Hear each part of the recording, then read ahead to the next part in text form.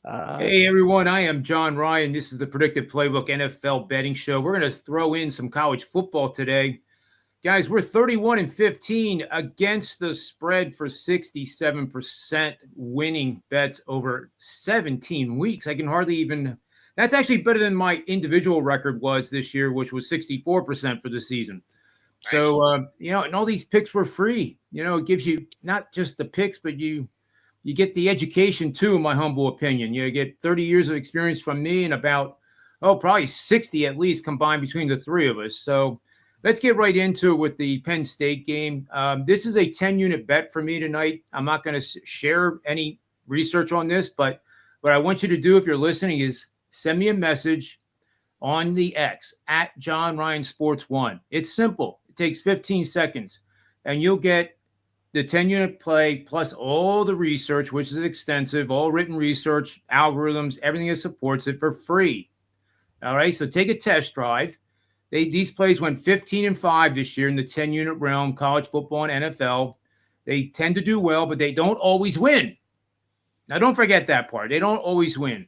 75% winners means that these plays lose 25% of the time. And over the last 5 years, they lose 33% of the time. So, you got to always remember the losing part always when you're making a bet, especially if you're stepping up just a little bit, which is something I have done. I violated my own principle a little bit, 2% more than I normally do. So it's not really that much. But anyway, this is a huge game for both coaches. There's always rumors running around about Ryan Day getting fired if he doesn't win the national championship, which I personally think is sick. Because who out there is going to do a better job than he has, or James Franklin? And you can say what you want about his game time, decision making, and blowing it on 4th and short against Ohio State this past game against them. But wouldn't it be something if those two met up in the final? Oh my God, it'd be a media frenzy. But let's turn it over to Rudy here, see what he thinks about this matchup, and if one of these teams really has a significant edge between Notre Dame and Penn State. You know what? I don't think either team has an edge here. And I say that on the preface of saying that this is going to be a knockdown, drag-out game. If you want to talk about oranges and, orange or not, both of these teams have two black coaches who haven't been led there. You can't go wrong either way. They're both absolutely fabulous coaches between Marcus Freeman and James Franklin, as you mentioned, John. This is a guaranteed win for either black coach in the NCAA. Now, the interesting part is that it'll be their first time in a championship game. So this is something that most people will probably pick and say, you know what, I got a little bit of this on this team, a little bit of that on that team. You could probably have that pick, and there's nothing wrong with that if you again, bet with your head and not with your heart. But look at this game and think to yourself, man, is there any room, any margin of error whatsoever? Well, there is. And the margin is that the best odds are for under for Notre Dame and then over for Penn State. I think Penn State will win this game, and there's a lot of reasons why. I'm kind of torn here, and I say that because Notre Dame has just been so good all season long. They got smacked in the mouth early. They were on a 2-game losing streak, and they just came back and said, you know what? We're going to take the tiger by the tail and just run the circle, and that's exactly what they did. There's a photo of me floating around that someone had taken while I was holding a Spuds McKenzie stuffed animal in my lap, and I was wearing a Notre Dame jersey, and I had gloves on, and I think I was like 14 or something.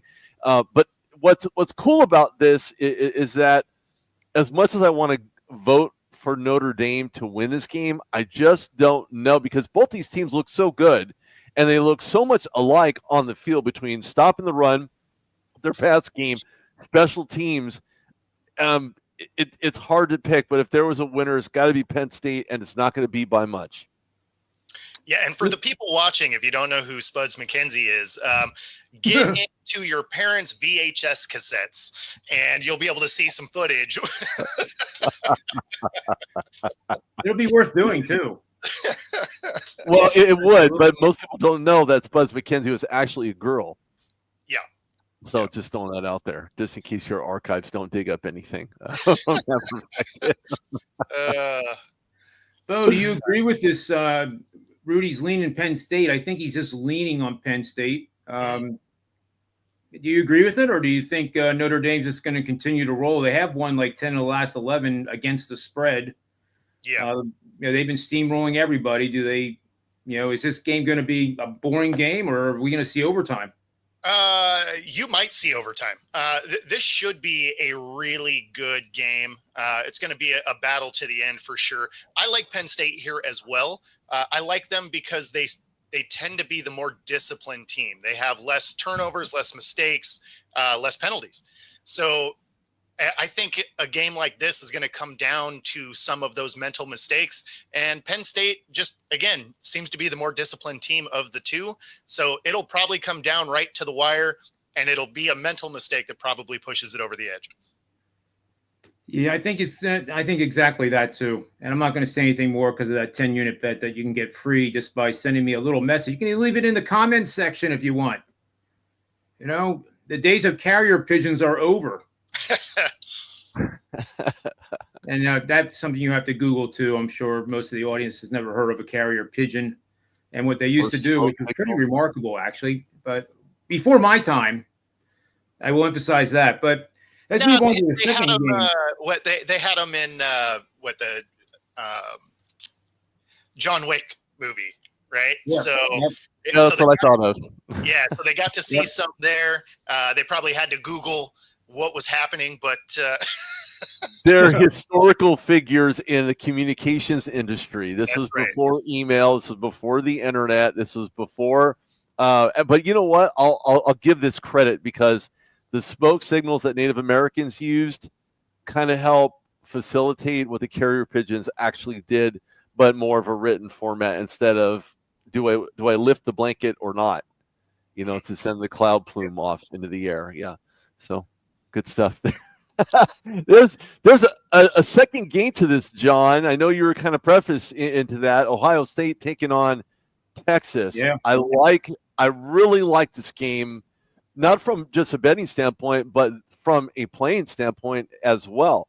I do like Ohio State in this game. I think they have way too many playmakers. And then when you look at it being under 6, I actually like that line. Will Texas cover that? Yes. The problem that I have with Texas is the missed field goal, the missed opportunities. It was seen under Sarkisian.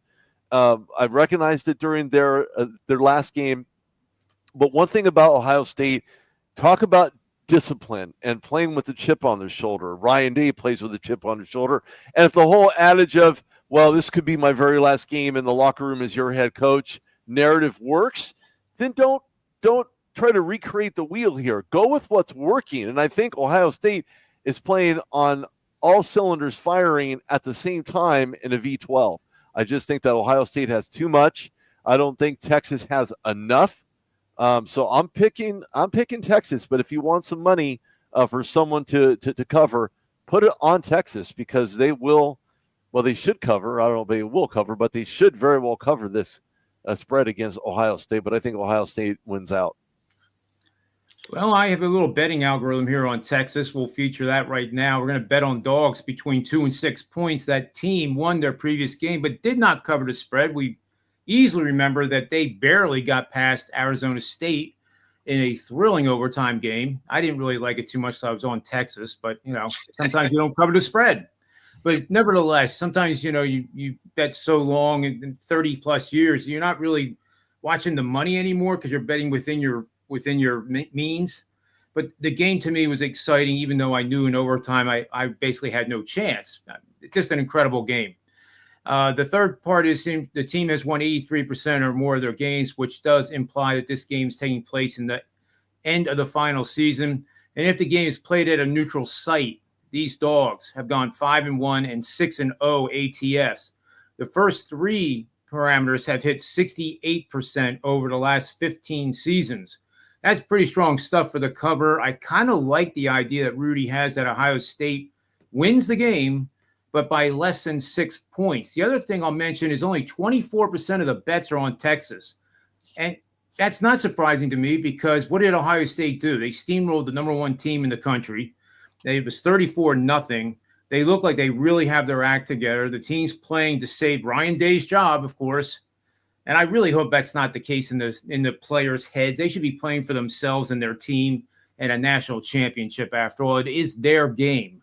It's not the coach's game. But anyway, I think that's an interesting take on this. And if you like Ohio State, maybe if Texas scores first, get on the live in-game bet with Ohio State. Try to create yourself a middle of at least 7.5 points. And I think it does fall between 7 and 0. And if you do the bet beforehand, it has to be less than 6. But there'll be enough volatility in this game to allow you to try to create a pretty good middle if you grab it when it happens.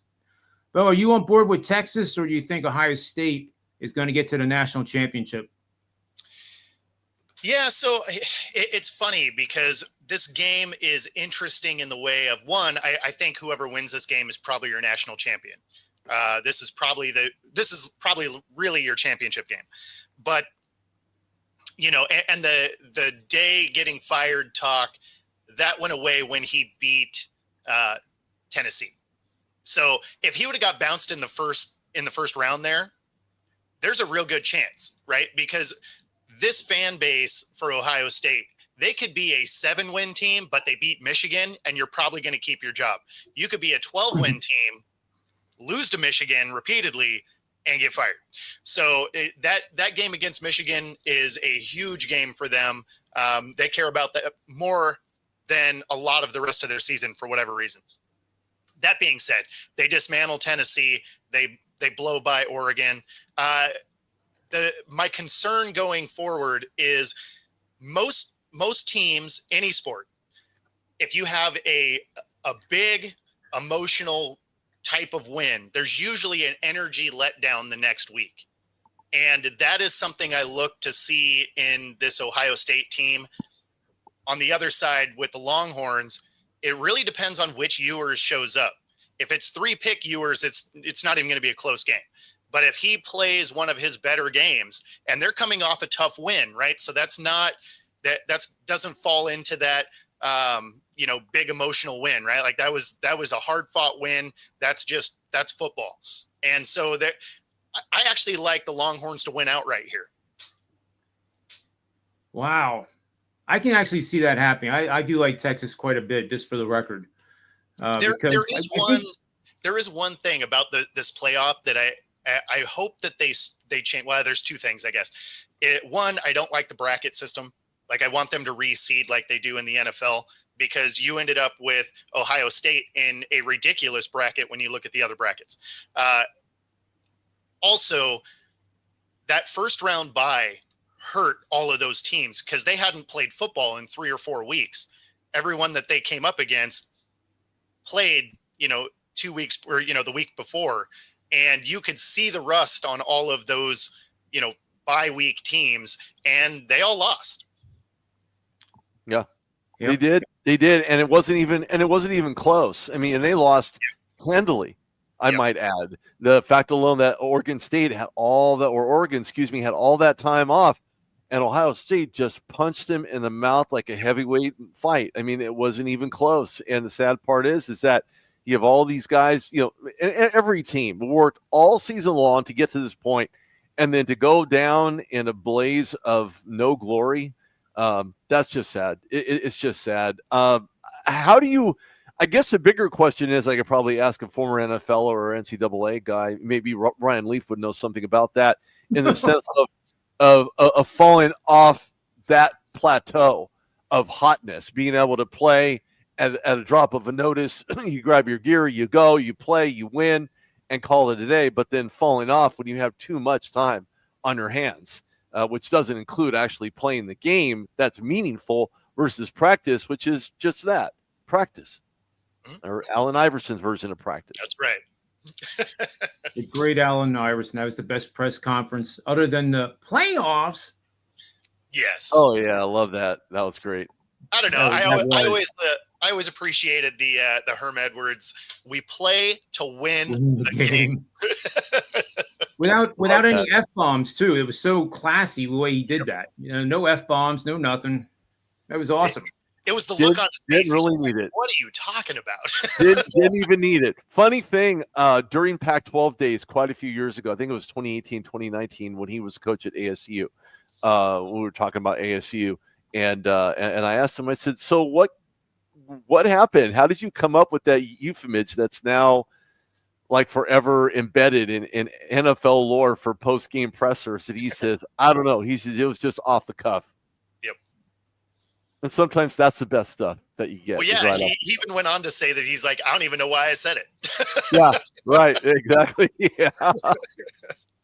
One of my favorites is Belichick after they lost the game. I forget who they even lost it to, but they kept asking him questions why they lost, and he kept saying, we're on to Cleveland now. Yep. Every question, we're on to Cleveland now. It's funny when you think of Belichick, because when you think of him as the coach in the pressers, like he gave you nothing. And then you see him in interviews and on TV and super insightful. You're like, where was that?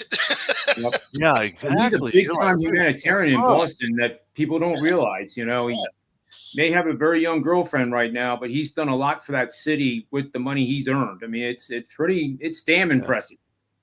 Yeah, very much so. Matter of fact, he's being talked out of joining North Carolina by Tom Brady to join the Raiders organization. I don't know how much truth there is to that, but if Tom Brady is involved, you know something's got to be amiss. Well, the buyout, if he doesn't go, it's only $1 million. What I was reading was 10. 10 before the season ever starts. The Raiders would have to pay UNC $10 million. Yeah, I thought it was during the season or entry part of the season is 10 million. I think. Is that what it is? Yeah. So prior to the season starting, he pays $1 million, and then during the season, if he accepts the job and plays one game, now he owes $10 million. There's no way. There's no way he would do that, right? Oh, it would fit him to a T, though. The evil Empire Raiders and Belichick's on the sidelines. Oh yeah, no. I just mean bounce during the season. Like, there's no way he'd leave during a season. You don't bounce. He would either do it now or he would wait until a year from now. Right. Exactly. Yep. You got it. Yeah, that makes more sense to me. I'm just.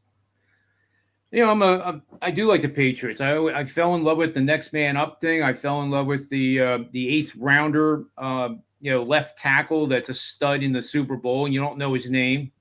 And they didn't have a number 1 pick for like 8 years in a row. Right. I mean, the whole kit and caboodle. I mean, I get why people don't like him because, a team that wins that much, you're not going to like them. A lot of people hated the Lakers back in the day. Yeah, but at least Magic Johnson got his Freedom Medal of Honor, the highest award that any U.S. citizen can get. And I thought that was pretty cool. Some of the other recipients, which I won't get into right now, blew my mind that they were even considered for that prestigious award. Oh, you didn't like Bill Nye getting one? Yeah, it was like it's getting to be like a participation trophy in so many words. But obviously all those people that do get it, really did make a contribution to our country. So I don't want to take that away from anybody, but some of them were a little puzzling. Anyway, moving on to the big game in Philadelphia. And this one, I'll tell you what, guys, on paper, this one looks like a Philly Eagle blowout. I get to the point about the Packers losing 5 of their games to 3 teams named the Minnesota Vikings, Detroit Lions, and the Philadelphia Eagles in week 1. Which you may remember was down in Brazil amid some violence going on in that city, sadly, but they got it done. And, the number of bets at the Circa is all over the Eagles, yet the line is still 4.5. And that line bothers me because I see the line, the market being 6.5, even higher. Mm-hmm. A.J. Brown in the first game went up against that cornerback, Alexander. He's out. So there's all this talk about the battle of the trenches, but even if they they're going to have to pick their poison, the Packers defense, in my opinion. They're going to have to try to stop Barkley, and then they're going to have to, be willing to give up chunk passes to A.J. Brown. I don't see how any team, honestly, can contain both of them in the same 60-minute game. But I'll turn it over to Rudy here and see what he thinks of this matchup and if I shouldn't be worrying. I don't know that you should be worrying, to be perfectly honest with you. If you look at their schedule, it has been nefarious at times, or for lack of a better term, very wicked or weird or strange. And I say that because there were a lot of ups and downs in the entry part of their season, but somehow They're able to right the ship despite Nick Sirianni just calling some play calls in that just make you scratch your head between that and time management, thinking, what are they going to do? How are they going to do this and get it done? The line itself doesn't really worry me as much. And I say that because the lines change all the time. You know that, John. But when you look at the Packers and the 4.5, I probably still wouldn't be that concerned. And I say that because the Packers lost Christian Watson. He's done for the season, so they have one less wide receiver to contend with. And I think that gives the Eagles a slight edge, especially defensively, where they can kind of spread out and put some man coverage where it needs to, or maybe play some dime on the inner part of on the early part of the field instead of downfield. So if they play man, then they're probably better off because they don't really have a lot of top wide receivers in Green Bay. They just don't. I mean, it's a very young team. It continues to be a young team. Youth drives the narrative in some environments. And in some environments, it fails epically. I think that this is not one of those games where you're going to see the Packers punch the Eagles in the mouth because the Eagles will end up scoring first.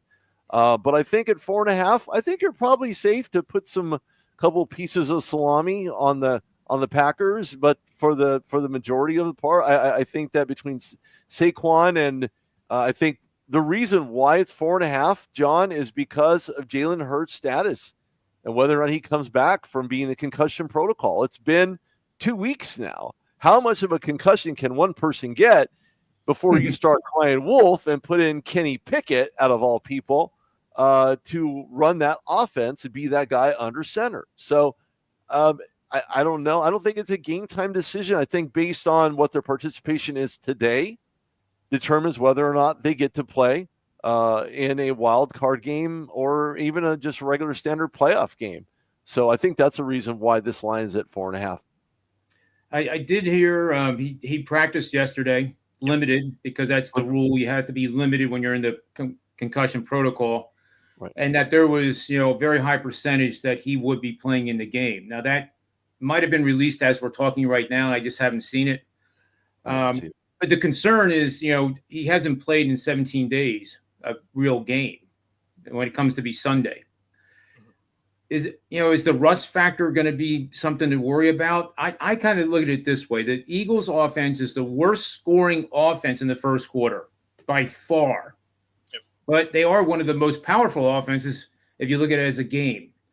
So I'm almost hoping like Green Bay gets out to a lead, the crowd gets a little antsy, and then they get their act together like they've done so many times and then steamroll the opponent the second, third, and especially the second half. It's almost like watching Penn State. Penn State starts out slow almost every single game, and then they get it together. What do they do tonight? I don't know. But with the Eagles here, from a betting perspective, if they fall behind in that first quarter, I think that's when you're going to get a really, really good price. Because at 4.5, let's say Green Bay scores a touchdown first. The line is going to be Eagles 1.5 probably. And that's almost juicy enough to take the money line then. And I'm willing to bet that the Eagles are not going to lose at home. I can't even imagine that fan base if they lose at home in the first round. It would be ugly. What do you think, Bo? Yeah, I like the Eagles here. Hurts has been at practice the last 2 days now. So it does look like he's going to clear protocol. And although he has had some time off, the way that offense runs doesn't require him to throw the ball all around the yard. Right? Like it hinges on Saquon. It hinges on him with some designed runs, play action, and they're going to use A.J. Brown to tear up seam routes and crossing routes and stuff like that. So, I mean, it's for him to have missed time, this is the offense to miss time in and be able to come back and be pretty comfortable. The one thing that isn't getting talked about enough is the fact that Jordan Love has a elbow injury in his throwing arm. And then Willis has an injury on his throwing hand on his thumb. So there is going to be some very real questions on how effectively they're able to move the ball. And if there's anything that's off time with Green Bay, that Eagles defense has played better and better as the year has gone on. So this is, I would take the 4 points. I do think that the Eagles cover that. Well, I have this to throw a monkey wrench into, leave it to the numbers, right, guys? The numbers always kind of go contrarian to sometimes your thinking. But here's a system that has done really, really well, and it also has me concerned. Well, that's the Eagles' straight-up record, 11-2. That's obviously from the week before. But here's the one I want to show you. Bet on underdogs of 2.5 to 5.5 points. The dog went under their previous team total. The dog is coming off a loss as a conference favorite, regardless if it was the last game of the year and they weren't playing anybody, but they were kind of playing their regular people. This system has gone 36-37 straight up. So the average money line there has been roughly plus 200. So I call these blackjack systems, drawing on the casino game. So can you imagine sitting at a table and playing 73 hands of blackjack, and every time you won, instead of getting $100 back for every $100 bet, you got $200 back. That's what this system does. So this is one that, this is part of the grinding process of professional betting. Nobody has a crystal ball. Nobody knows the Eagles are going to win by 30 or lose by 30 come Sunday. But if you take these analytics and are disciplined that no matter who the team is, whether you like the team or hate the team, it doesn't matter, and you play the situation, you're going to do pretty good. 45-23 ATS, that's 66% over the last 10 years. And this system has never lost money in any season. Granted, it might be next year that it loses money. You never know. But this one really is time-tested and proven, and it really has my attention with these, damn Packers. Like, I want to jump all over the Eagles and just go all in, but I just can't pull the trigger for whatever reason. I guess maybe my intuition. And I'd rather miss a bet than force a bet. I think that's the lesson I'm trying to teach here. If it was one more point, I would absolutely agree with you. If it was that infamous 5.5, I'd be all over Green Bay, right? Yeah, because I can't agree more. That 5.5 is the kiss of death for the favorite, but being 4.5, I do think that the Eagles can get that. Yeah, I'll probably calm down by Sunday. Well, I mean, I wouldn't place the bet today anyway. There's too much. There's too much up in the air with all of the quarterbacks. There's too much. There's too many moving parts. Things are changing at a click of a button from anybody in the NFL, from the team announcing it to Adam Schefter to, Tom Pelissero. I mean, Steve Weiss. There's just it's way too early. Way too early. Let's move on to the other game that is very intriguing. A lot of people like Tampa Bay to represent the NFC in the Super Bowl. I have a hard time getting my hands around that. I mean, they've had a great season. Mayfield is just playing lights out. Very confident, and confident is very key in the playoffs for any year that you want to look at. I mean, we talked about Tom Brady earlier.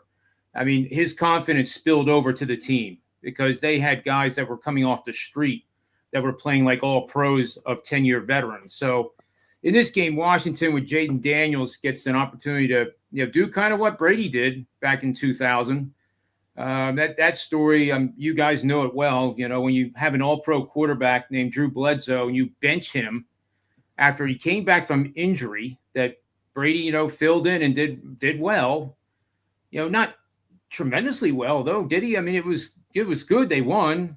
But then in the AFC Championship game, Bledsoe wins it and then gets benched for little old Tom Pudgy Brady back then. He was hardly ripped like he became. But anyway, Jaden Daniels is already ripped and has a golden arm and has just really played with a lot of confidence himself. They're fifth, 28.5 points per game, points per play, 0.441, which is outstanding. That's sixth. Fourth down conversions, they're even better than the Eagles. 88% conversions on those short and one, the tush push, which I hate that word. TDs per game, 3.2, ranked sixth. Their defense is also pretty good. It's middle of the road for the most part, but if you make it for the second half of the season, they're in the top third of defensively. So this is a game where I almost think the wrong team is favored. I get it with Tampa Bay, but a very weak division. Don't you agree? I mean, that discounts what they've done. sadly, but they're favored by 3, and the total is 50.5. And here's where I'll hand it over to Rudy. That blew my mind when that was released this past Sunday. That blew my mind because I expected this line to be more in that 43, 44 range. And whenever I've been that wrong on just my intuition, this is leaning me towards the over already because my intuition was so badly wrong that the market is telling me that, wow, 50.5 points. This could be a real shootout. What do you think, Rudy? It's going to be a shootout, but there's a lot of things that I like about this game. First of all, you have two very resilient, well-played. I mean, look, Jane Daniels looks like a complete pro out there. There's no question. Rookie of the year, absolutely. The guy's been playing lights out for my hometown of San Bernardino, California. And of course, that's in Southern California where all the fires are, unfortunately. But what we look at here is, I mean, Baker Mayfield's been playing lights out. He has mixed it up with some linebackers. He needs some tackles. The guy just doesn't know when to stop, but he's been punching people in the mouth ever since he got into the league. And I think he's just been getting better and better with every game, better and better with every year. Do I see, additional monies if for some reason they're able to get out of this wild card against the Washington Commanders? Absolutely. Does he have the incentive? No question. I just think that the Commanders have too many people offensively. Their defense has been suspect being able to stop the run. It's been that way all season long. They try to compensate for it by mixing and matching with different linebacker variations and, getting guys out when they need to and putting guys in who, need to take those respective spots. So I just believe that the Commanders are the favorites. They're my favorite to win this battle against the Tampa Bay Buccaneers. I just think that the Buccaneers just look way too good, especially in the red zone. But the Commanders have Jane Daniels, and they have the arm. They have Terry McLaurin. They have too many weapons offensively. And all due respect to Mike Evans and his Jerry Rice, record-breaking season with receptions. But I mean, Commanders are just too good. I think they're going to end up sweeping this one. And it's going to be close, maybe even just a 7-point swing, but I'm taking the Commanders here. I like the Commanders too, and I have another betting system for everybody to look at. And here we go. Bet on Road Dogs facing a divisional foe for the second time in the same season. I obviously don't have the right one up, so I apologize. That actually is applying to the Steelers. So we'll get to that game next. But this system, the system that was supposed to be up here, is not. My apology, but it does support Washington. It's a 68%er. Let's see what this one says. Nope, that's not it. You're there. Bet on Road Dogs facing a divisional foe. Yeah, absolutely. That's the Steelers game, but that's the next game that we have teed up. But I like Washington quite a bit. There's a 68% system supporting them. And I think they're the team that them and the Rams. If I was Detroit or Philly, I would not want to face. What do you think, Bo? Yeah, believe it or not, I like the Bucs here. And more of this has to do with this is a rookie quarterback going on the road in the playoffs. That is a very low percentage win.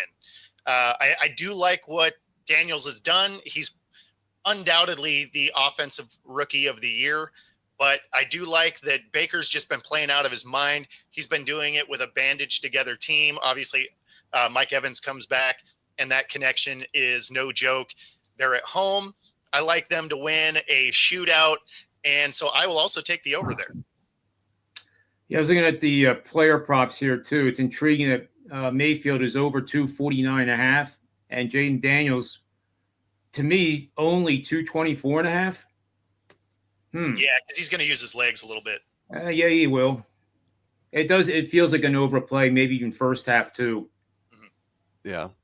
That's true. Well, let's move on to the big one here, the Steelers and the Ravens here. Steelers, sorry, Rudy, they really stumbled down the stretch, and I started thinking, well, maybe this is the team we thought they were before the season started. They did. I'm very grateful that I cashed my wins total rather early before that 5-game losing streak started, because that would have been a little nervous if you would have needed one more win. But but this is a situation where teams that are facing their divisional foe for the third time, 6-1 against the spread. So I think that the public has gotten a little irrational here, and the market has set the line at 9.5. Who knows? It may go to 10. But doesn't that seem like a lot of points to be given a guy like Tomlin in a playoff game? I think it did actually drop because depending on the platform, it did open at 10.5. Well, there you go. So money's going on the team that's on a 5-game losing streak. Does that make sense? No, that's not how the public bets. No. I think it's the spread. I think it's how big the spread is. I would take the Ravens to win. I'll take the Steelers to cover 9.5 or 10.5. Like, that's a big spread. That's huge. It's more spread than any amount of mayo I want on my sandwich. I'll tell you that. Look, the Steelers losing all these games, it's just a microcosm of Arthur Smith not being able to be more creative offensively. Yeah, run, and then run some more with Jalen Warden and Najee Harris. There's way too many variables. I mean, you look at the conversation behind Justin Fields. Should he have started the season? He did. It was good. And then he put in Russell Wilson. Okay, now it's time to go back to Justin Fields. He has a better winning percentage. He's been playing that much better. And I think the numbers are respective when it comes to starting Justin Fields over Russell Wilson, especially in a situation where you don't need a pocket passer. You need someone who can get outside when that pocket is breaking down. One of the things that we've seen in this 5-game losing streak is offensive, guys not being in the right position. Everybody moved but the center. Offensive tackles not being in the right spot. You're not closing gaps and preventing linebackers from getting through the pass rush. I mean, there's so many different problems. Justin Fields kind of softens that up a little bit, being able to be escapable outside of the pocket, making the throws on the run. I just think that it's Justin Fields' time. I said it on social. I'm going to say it here on this show. Like I've said every other show I've been on, Justin Fields is your winning bet. And unless you want to go home, you start the player that helped get you there, and that is Justin Fields. All due respect to Russell Wilson, he just doesn't look like the same guy in the later part of this season. I say the latter half of this season. And to be honest with you, this line at 9.5, I think that's a wide spread. I'll take it. I mean, if the Ravens win, I'll probably be on that boat. If I want the Steelers to cover, I think they'll cover. Maybe. It depends on who they have under center, but the Ravens will go ahead and win this one. Sadly, to my dismay, I can't believe I'm actually saying that. But because you're on a 5-game losing streak, unless something changes so drastically offensively for Pittsburgh, I just don't see this as a win for the Steelers on the road. Now, I give both teams very solid amounts of credit because they know each other so well. And the Steelers got here by beating the Ravens during the regular season in the AFC North. So they know each other very well. Is the spread a little high? I think so.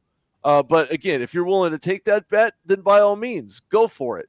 I'll probably put some on the Ravens too if I was a betting man, and I'll put some obviously on the Steelers to try and cover this. But I think that my bet won't be in at least until tomorrow, if not Saturday morning, to make sure that the right call is made. But again, if you don't start Justin Fields, you're in for a very, very long day with Russell Wilson and that anemic offense that has gotten you basically nowhere but 5 games lost that you cannot get back. Yeah, this is a game where I'd be betting with my heart, wanting the media to get off of Tomlin's rear end, at least for a day, before they'd resume bashing him for the next game. But I'd like to see them actually pull it off. I have nothing against Baltimore. Well coached, John Harbaugh. Can't say enough good things, but enough's enough for the Steelers. They gotta try to find a way, I guess. The total has come down 3 points since the opening, and despite 75% of the tickets are on the over. Again, I'm kind of like shaking my head, like, what in the world is the public doing here? Like, Ravens Steelers is an under, right? Am I missing something? It's not bet over. It's not 49ers versus Green Bay back in the day. Yep. No. Any thoughts on the total, Bo, or the side? I'm surprised they're going over. That generally isn't the case for these two teams. I disagree wholeheartedly that you think Justin Fields is the answer to win this game. Of his 4 wins, 3 of them were won by the defense on scoop and scores and pick sixes. So there's nothing. I didn't say he was the answer. I'm not saying he's the answer. What I'm saying is that if you give him at least time to play on the field, your chances of winning are greatly, maybe slightly exaggerated, because what he's going to do is going to put your offense in the right position, bury the defense, right? So bury the offense deep into the field. So now you have the defense. They're able to come to the rescue in short yardage situations. I'm not saying he's the answer. What I'm saying is that you have a better chance with Fields under center than you do with Wilson under center. I mean, don't get me wrong. I'm not saying Fields is going to pull it off and be this magic man, magician, Jaden Daniels style, no. What you're saying is they're going to have more letting Russ cook is not the answer. No, Russ has burned himself out of the kitchen at this point. He's already called the ambulance I don't know how many times. Yeah, so no, I mean, Wilson is he's 100% making Pop-Tarts and hot dog water. Like, he's not cooking anything you want to eat. But at the same time, he can complete passes downfield, which is something Fields has not proven he can do. Right, but in 5 games, how many false starts? How many fumbles at the line? How many incompletions? How many overthrows? No checkdowns. I see what you're saying. What you're saying is with Fields in the game, they'll have 3rd and short far more often than with Wilson. Absolutely. That puts you in field goal positions. Why do you think Chris Boswell's done so well? Because he's in short yardage situations set up because Justin Fields may not be able to get it done in the red zone. So you're now walking away with points. He only had 6 starts. Nothing. Russell Wilson won a game because Boswell kicked 6 field goals. Yeah. I mean, so Wilson's getting you in range. He's just not punching it in. The biggest problem with the Steelers coming down the stretch is they stopped winning the turnover battle. Like, they started fumbling the ball. They started throwing interceptions, something they dominated early in the year, where even with down the stretch losing that battle, they were still plus 16 for the season. So, I mean, early in the season, that defense was as opportunistic as it can get, and it just went away as the year went on. So, I mean, there's a recipe for Wilson to have success, and they started to move away from it. They started not using the run quite as much. They started asking him to cook, and he's just not that dude. If you give him a great running game, a great defense, ask him to be special 3 times a game, Wilson can win you a lot of football. If you need him to be let Russ cook, man, you're going to get some food you don't want. Let's do one more game quickly because Bo has his 11 o'clock show coming up, I believe. Is that correct? I do. Actually, it's going to be a good show. We have Matt. It's always a good show. Well, yeah, just a unique start to this morning. We have Matt Shepard, who is the deputy commissioner of the Frontier Baseball League. So independent baseball. So we have him for an interview right at the top of the show. That's awesome. Yeah. Well, we'll make it simple. I have, Minnesota and the Rams is one of Minnesota's a 1-point favorite. They're one of 2 favorites, with the Chargers being the other one, going to Houston to take on those boys. By the way, I think the Chargers win that game, and I also think the Rams take care of business, and that's the wrong screenshot. But here we go. Bet on home dog, priced at 1.5 or more points. Obviously, the records don't change much if it's pick 'em or +1, as long as it's not a favorite. They are facing a foe who had 6 or more wins line for the season. The foe has already exceeded that wins total by 3 or more games, which Minnesota has done. They've exceeded expectations by a large amount. And now what this is telling me is that the regression is going to come. And these teams have gone 16-9 by fading against the Vikings, 16-9 ATS for 64%. Obviously, the 8-18 straight up is when the dog was more than 6 points in this situation. And when it's this tight between 3 and 3, they also win the game. So I like the Rams here quite a bit. And what do you think, real quick, Rudy? You know what? I like the Vikings in this game. I know the Rams have been battle tested. I know that they have, they didn't get here because of their good looks. I know they had to ball out in order to be here. Matthew Stafford is no stranger to winning the Super Bowl titles. He's done it with the LA Rams, not to suggest that his 15 years in Detroit served any purpose other than breaking records that will, may be broken by Jared Goff. But I think the Vikings, Sam Darnold, Addison, Jefferson, I think this is going to be an onslaught. I think the Vikings will take this one. I know the margin is they're under by 1, but that's okay. I like the underdog. I always have, and I always will, because I'm an underdog myself. However, I will take the Vikings in this one at a very close game with a Rams team, maybe just a 7-point swing, but I'm taking the Vikings here. What do you think, Bo? Are you on board with me or on board with Rudy? I like the Rams here. One thing to keep in mind, although Darnold isn't on the injury report, he did start Monday on some crutches, right? Like, he got beat up in that game.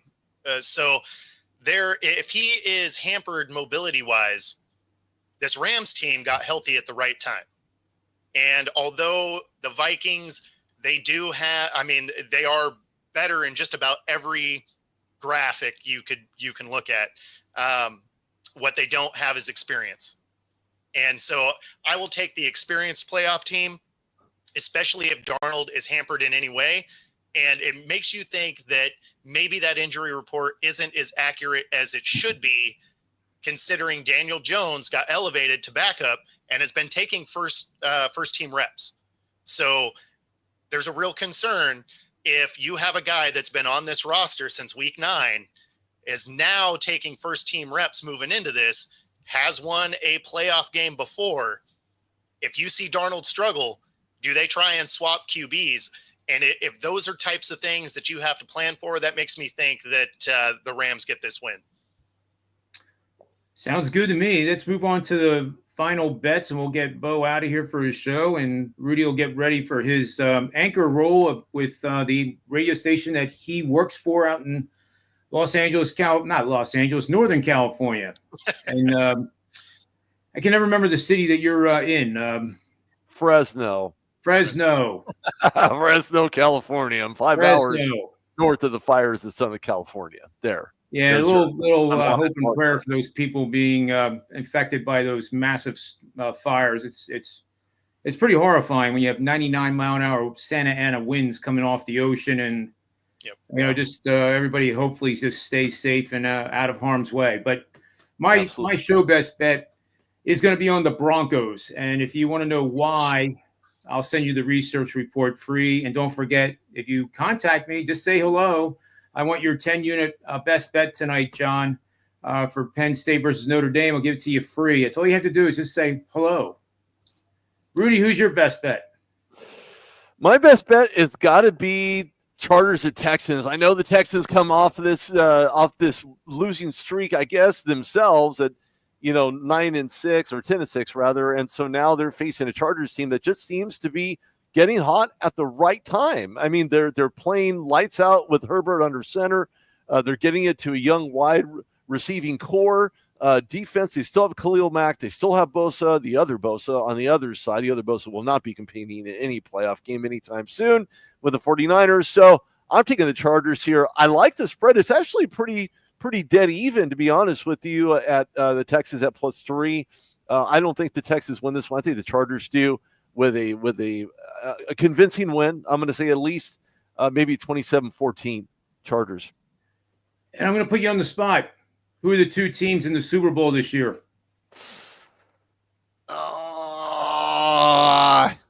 Spot has been rubbed out with a. You can change your mind on the show next week if you want. Just for now. For now? Yeah. I'm going to say Rams, Ravens. Wow, that's an interesting combo. That would pay off quite handsomely. Bo, what's your best bet and who's going to be in the Super Bowl? And again, you can change your bet next week. There'll be no penalty, no financial fine for doing so. We're allowed to change our minds. Yeah, so My best bet is I'm with you. I'm with the Broncos, so I go into it because I do like them to cover. And then in the Super Bowl itself, man, It's a tough one. I still kind of like the Ravens and the Lions. But I don't know. We'll see. The Lions have so many injuries on that defense. It's hard to feel good about that. But the only thing they've done is win. So, I mean, they've found a way to do it with a guy from the popcorn stand putting a jersey on. So somehow they continue to roll. As it sits today, I do like the Ravens-Lions. I'm going to say this for the record.